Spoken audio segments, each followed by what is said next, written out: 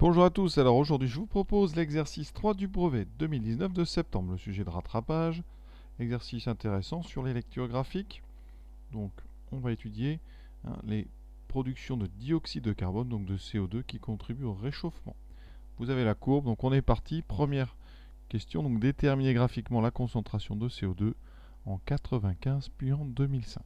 Alors ce graphique, donc il représente l'évolution de la concentration en CO2 en fonction du temps. Donc en abscisse, vous avez, voyez ici, le temps, les années, de 80 jusqu'à 2015. Et en horizon, enfin en vertical, donc l'axe des ordonnées, vous avez la concentration donc en CO2, donc de 300 jusqu'à 460. Et on vous demande donc la concentration en 1995. Donc première chose, on va chercher 1995. Voilà, c'est ici. Ensuite, eh bien, on va aller vers le haut pour trouver le point de la courbe qui correspond. On trouve ce point ici et il va falloir aller lire ce qui correspond sur l'axe vertical. Donc on envoie le point ici. Comme ça tombe sur une ligne, c'est assez facile, ça donne 360. Donc on écrit en 1995. On a donc 360. Alors les unités, ici c'est donc des ppm. Voilà. Et maintenant on fait pareil pour 2005. Donc c'est exactement la même chose. Donc en 2005, on cherche donc sur l'axe horizontal où est 2005. Voilà. On va lire verticalement, on va chercher le point qui nous intéresse. Donc il est ici. Et ce point-là, eh bien on l'envoie sur l'axe vertical. C'est une ligne encore, donc on tombe sur 380. Donc 380 ppm. Question suivante, expliquer pourquoi une fonction affine semble appropriée pour modéliser la concentration en fonction du temps. Alors une fonction affine, rappel, c'est une fonction dont la formule c'est ax plus b, avec a et b deux nombres. D'accord? Ici, pourquoi est-ce qu'on pense à une fonction affine? Parce qu'on sait que la courbe des fonctions donc affines, c'est une droite. Et inversement, les droites ici de ce type, eh bien, elles correspondent à des fonctions affines. Donc on va dire que eh bien, ici, la courbe ressemble à une droite. D'accord? Donc il est légitime de proposer une fonction affine.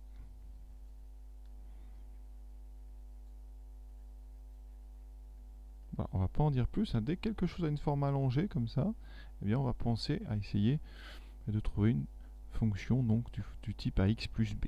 Avec, vous avez bien compris, le x, c'est toujours donc, sur l'axe horizontal. Et le y, ici, je vais le mettre, ça sera donc sur l'axe vertical. Abscisse ordonnée.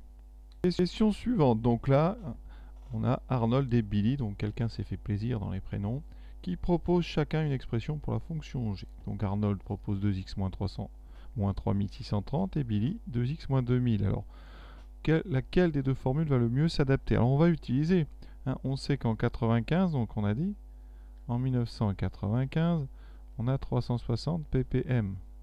Ça veut dire que normalement, à x égale 1995 doit correspondre y égale 360. Ça veut dire qu'en termes de fonction, si la fonction s'appelle g, ça veut dire que l'image de 1995 doit être 360. Au moins, doit être à peu près égal à 360, parce que là on modélise.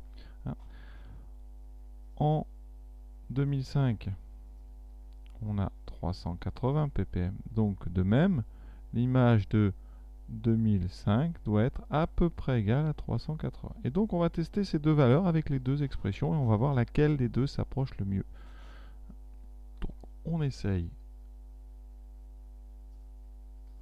2x moins 3630. Donc ici, 2 fois, on essaie avec 1995, 2 fois 1995 moins 3630. Vous pouvez prendre une calculatrice. Donc on tape 2 fois 1995 moins 3630, voilà. On trouve 360, donc ça c'est pas mal parce que c'est ce qu'on voulait. Et ensuite on essaye 2 fois 2500 moins 3630. Voilà, donc on peut revenir si vous voulez en arrière ici. Donc on remonte et on va changer. Est-ce qu'on peut, voilà, on change donc dans cette, on réappuie, voilà, et ici on met à la place 2005. Je sais pas si c'est plus rapide, hein. Alors faut pas se tromper de sens. Et vous réécrivez 2005. Ça a tout effacé. Bah, écoutez, on va tout retaper, ça ira plus vite. Ouais, et on trouve 380, donc c'est parfait, hein. Hein.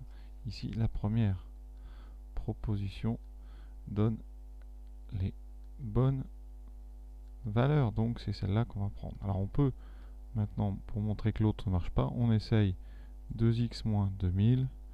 Hein, donc ici vous allez voir, ça ne marche pas du tout, parce que 2 fois 1995 moins 2000, non, moins 2000.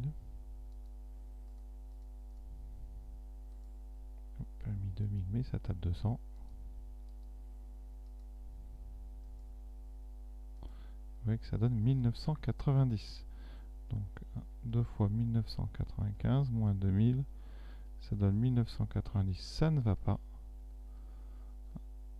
Et pour 2005, ça ne va pas non plus. La preuve.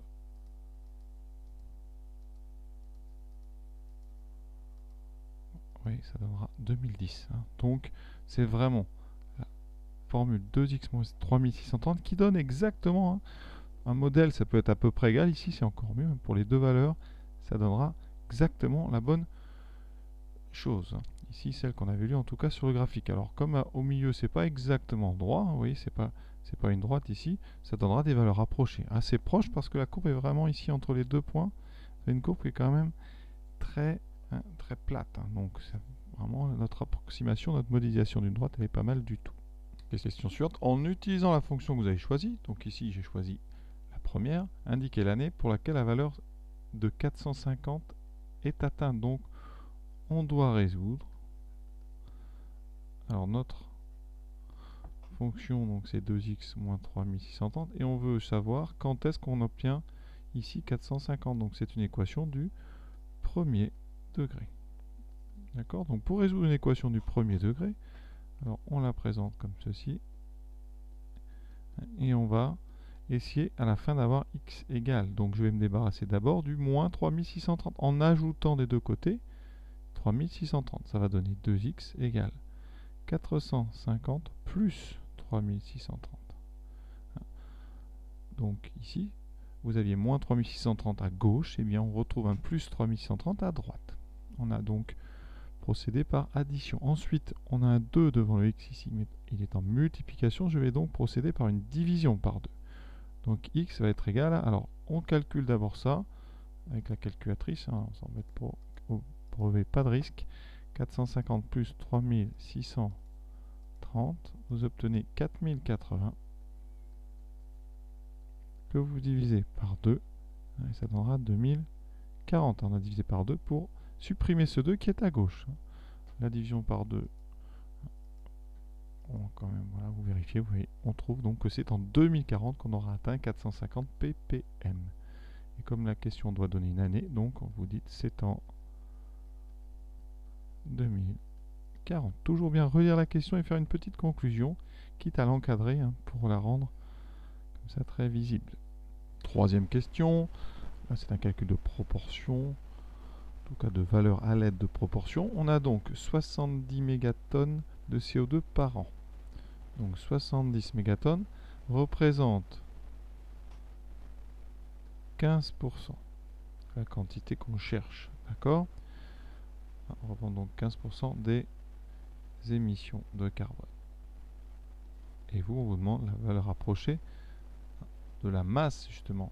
Donc la masse de ces émissions, sachant donc que 70 représente 15%. Alors la façon la plus simple de faire, c'est de faire un petit tableau. Donc 70 représente 15. Vous cherchez quelle quantité ici représentera 100%. Donc ici notre inconnu, on va l'appeler x, c'est donc ceci. Voilà, vous avez ce tableau qui est un tableau de proportionnalité. Donc on va utiliser le produit en croix. Ça veut dire que 15 fois x doit être égal à 70 fois 100. C'est tout simple, hein, vraiment. Donc on divise par 15, x est égal à 70 fois 100 sur 15. Alors est-ce qu'on peut simplifier tout ça? Alors, on va le faire à la machine, mais avant, petit rappel sur les simplifications. 15 c'est 3 fois 5. Est-ce qu'on peut simplifier par 3 en haut? Non. Par contre, on pourrait peut-être simplifier par 5. 70 c'est 5 fois 14. Donc ici on peut simplifier par 5. Il va vous rester donc 14 sur 3 fois 100.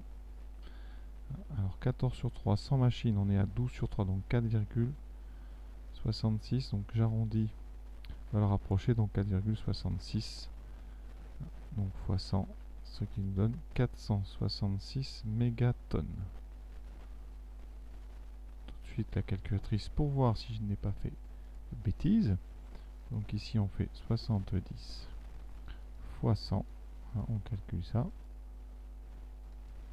et on divise par 15. 466,6, donc oui, ça dépend comment vous arrondissez, hein, d'accord. Si vous voulez arrondir après ici, vous aurez plutôt intérêt à répondre, à garder peut-être un chiffre de plus, et comme vous savez que ça fait des petits points, parce que c'est des 666, ici vous arrondirez à 466,7. Ou vous arrondissez à 467, voilà. Mais ça, c'est à vous de voir quelle précision vous préférez donner. Exercice terminé, hein, d'accord, exercice de lecture graphique et un petit peu de proportionnalité. Voilà. À très bientôt.